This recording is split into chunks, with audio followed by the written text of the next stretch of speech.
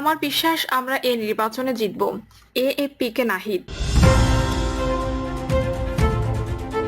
বাংলাদেশে অংশগ্রহণমূলক নির্বাচনের মাধ্যমে সমস্যা নিষ্পত্তি চায় ভারত। নির্বাচনহীন পরিস্থিতি দীর্ঘ হোক আমরা চাই না, বলেছেন চরমোনাই পীর। মাগুরায় বোনের বাড়িতে ধর্ষণ, দুদিনেও জ্ঞান ফেরেনি শিশুটির, থানা ঘেরাও। এবং সর্বশেষ জানাবো নির্মাণাধীন ভবন থেকে পড়ে আহত শ্রমিকের মৃত্যু। শুনছিলেন সংবাদ শিরোনাম, এবারে বিস্তারিত। আমার বিশ্বাস আমরা এ নির্বাচনে জিতব। এএফপিকে নাহিদ।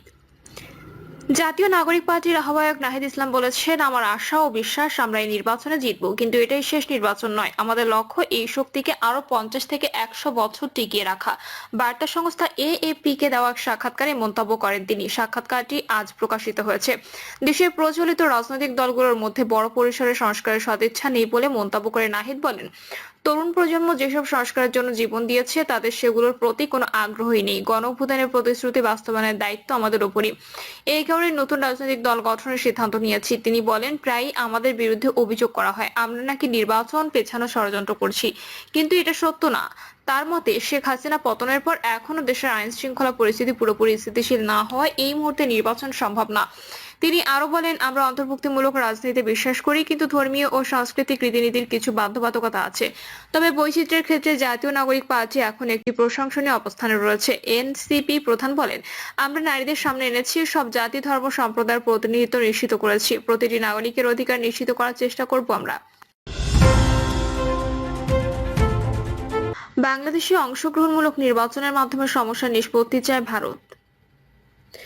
বাংলাদেশের সৃষ্ট আইন শৃঙ্খলা পরিস্থিতি নিয়ে উদ্বেগ জানিয়েছেন ভারত। আজ নয়াদিল্লিতে দেশটির পররাষ্ট্র মন্ত্রণালয়ের মুখপাত্র রণধীর জয়সওয়াল সাপ্তাহিক ব্রিফিং এ উদ্বেগের কথা জানান। তিনি বলেন, হিন্দু এবং অন্যান্য সংখ্যালঘু সম্প্রদায়ের পাশাপাশি তাদের সম্পত্তি এবং ধর্মীয় প্রতিষ্ঠানের সুরক্ষা নিশ্চিত করা অন্তর্বর্তীকালীন সরকারের দায়িত্ব। রণধীর জয়সওয়াল বলেন, গুরুতর অপরাধের জন্য দণ্ডিত চরমপন্থীদের মুক্তির ফলে বাংলাদেশের আইন শৃঙ্খলা পরিস্থিতির অবনতি নিয়ে আমরা এখনো উদ্বিগ্ন। তিনি বলেন, আমরা একটি স্থিতিশীল, শান্তিপূর্ণ, অন্তর্ভুক্তিমূলক এবং প্রগতিশীল বাংলাদেশকে সমর্থন করি, যেখানে গণতান্ত্রিক উপায় এবং অন্তর্ভুক্তিমূলক ও অংশগ্রহণমূলক নির্বাচনের মাধ্যমে সব সমস্যার নিষ্পত্তি হবে।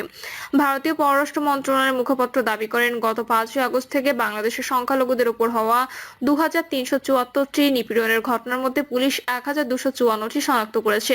তিনি উল্লেখ করেন, এই যাচাইকৃত ঘটনাগুলোর 98% রাজনৈতিক প্রকৃতির বলে মনে করা হচ্ছে, যা এই ধরনের মামলা পরিচালনার বিষয়ে উদ্বেগ প্রকাশ করে। জয়সওয়াল বলেন, আমরা আশা করি বাংলাদেশ পুঙ্খানুপুঙ্খভাবে তদন্ত করবে এবং হত্যা, অগ্নিসংযোগ ও সহিংসতায় জড়িত সব অপরাধীকে বিচারের আওতায় আনা হবে। গঙ্গা পানি বন্টন চুক্তি সম্পর্কে বিস্তারিত তুলে ধরে তিনি বলেন, যৌথ কমিটির 86তম বৈঠকটি 6 মার্চ কলকাতায় অনুষ্ঠিত হয়। বছরে 3 বার এই নিয়মিত কারিগরি বৈঠক অনুষ্ঠিত হয়, যা 1996 সালে স্বাক্ষরিত চুক্তির বাস্তবায়ন নিশ্চিত করার জন্য প্রতিষ্ঠিত কাঠামোগত ব্যবস্থার অংশ। এটি নিয়ে তিনি বলেন, বৈঠকে উভয় পক্ষ গঙ্গা পানি বন্টন চুক্তি, পানি প্রবাহ পরিমাপ এবং পারস্পরিক স্বার্থের উন্নয়নের বিষয় নিয়ে আলোচনা করেছে।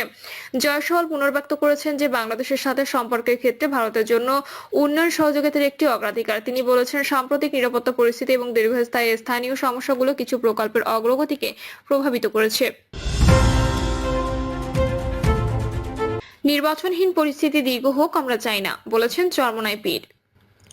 ইসলামী আন্দোলন বাংলাদেশের আমির ও চরমোনাই পীর মুফতি সৈয়দ মোহাম্মদ রেজাউল করিম বলেছেন, নির্বাচনহীন পরিস্থিতি দীর্ঘ হোক তা আমরা চাই না, বরং নির্বাচনকে সুষ্ঠু অবাধ করতে এবং নির্বাচনে সবার জন্য সমান সুযোগ নিশ্চিত করতে প্রয়োজনীয় ব্যবস্থা সংস্কার করে দ্রুত নির্বাচন আয়োজন করতে হবে। দ্রুত সময়ে স্বৈরাচারের বিচার করতে হবে। তিনি বলেন, সংবিধান, নির্বাচন কমিশন, জনপ্রশাসন, পুলিশ, দুদক ও বিচার বিভাগের সংস্কার জরুরি হয়ে দাঁড়িয়েছে। এসব ক্ষেত্রে প্রয়োজনীয় সংস্কার না হলে আগের তিমিরে ফেরত যাওয়ার আশঙ্কা থেকে যাবে। তাই এসব ক্ষেত্রে সংস্কার হতেই হবে। মাগুরায় বোনের বাড়িতে ধর্ষণ, দুদিনেও জ্ঞান ফেরেনি শিশুটির, থানা ঘেরাও।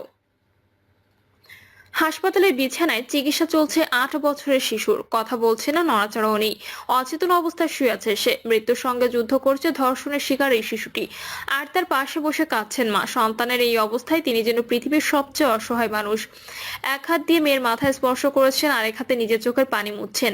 মেয়ের করুণ অবস্থা দেখে বারবার মূর্ছা যাচ্ছেন তিনি। এই দৃশ্য শুক্রবার দুপুরে ঢাকা মেডিকেল কলেজ হাসপাতালে। ধর্ষণের শিকার শিশুটিকে হাসপাতালে নিবিড় পরিচর্যা কেন্দ্রে রাখা হয়েছে।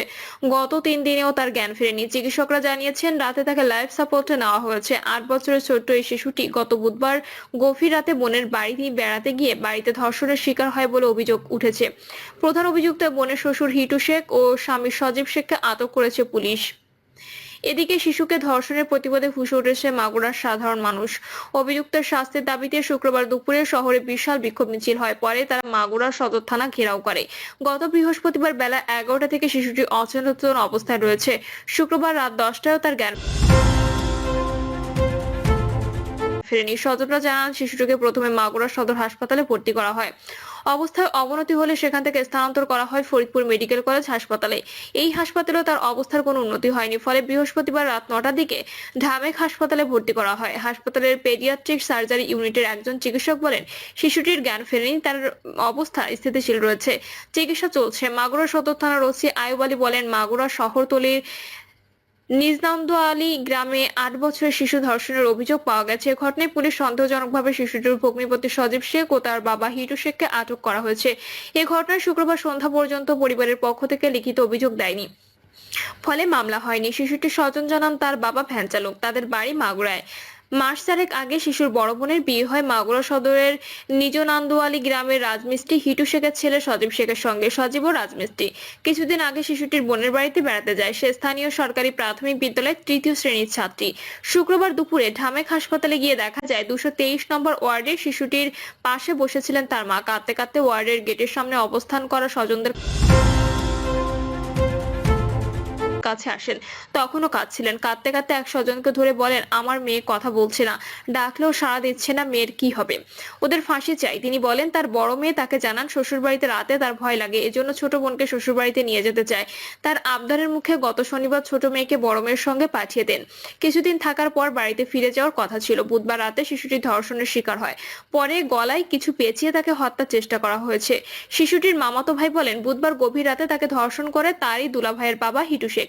এই ঘটনা তার বড় বোন দেখে ফেলে, তাকে ঘরে আটকে রেখে বেধড়ক মারধর করে তার শ্বশুর ও স্বামী। এই ঘটনা কাউকে না জানানোর জন্য হুমকি দেওয়া হয়। তার কাছে মোবাইল ফোন না থাকায় তিনি বিষয়টি মা বাবাকে জানাতে পারেননি। শিশুটির প্রচন্ড রক্তক্ষরণ হয়। এই অবস্থায় তাকে রাতে বাড়িতেই রাখা হয়। অবস্থার অবনতি হলে পরদিন সকালে সজীবের মা তাকে মাগুরা সদর হাসপাতালে নিয়ে যান। সেখানে শিশুটি অচেতন হয়ে পড়লে তাকে রেখে পালিয়ে যান তার শাশুড়ি। পরে হাসপাতাল থেকে সংশ্লিষ্ট থানায় খবর দেওয়া হয়। এরপর সংবাদ পেয়ে শিশুটির মা সহ স্বজন ছুটে যান হাসপাতালে। মাগুরা সদর হাসপাতালে জরুরি বিভাগের ডক্টর সুভাষ রঞ্জন হালদার বলেন শিশুটিকে প্রথমে শ্বাসকষ্ট রোগী হিসেবে নিয়ে আসা হয়। পরে মেডিসিন বিভাগে নিয়ে গেলে ধর্ষণ ও হত্যা চেষ্টার আলামত পাওয়া যায়।